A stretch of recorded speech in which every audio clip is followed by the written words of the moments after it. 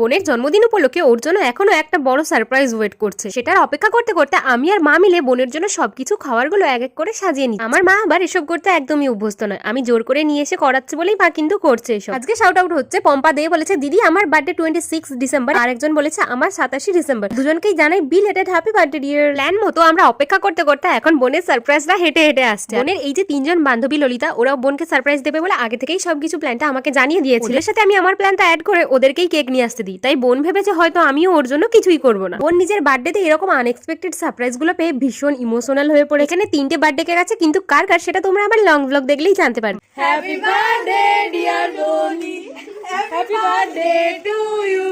Birthday girl আজকে মায়ের কাছ থেকে একটু বেশি ভালোবাসা পাচ্ছে। যেহেতু বোনকে গিফটটা দিতে ভুলে গেছি, তাই ভাবলাম যে ওর সাথে একটু প্র্যাঙ্ক করে। প্র্যাঙ্ক করতে গিয়ে বোন ভীষণ ভয় পেয়ে গেছে, তারপরে ওকে আমি ওর গিফটটা দিয়েও দিলাম। কিন্তু এটা কি শেষমেশ দাদা আর বোন দুজনে মিলে আমাকে এরকম ভূত বানিয়েছে। বাই দ্য ওয়ে তোমরা কিন্তু সাবস্ক্রাইব করে যেও।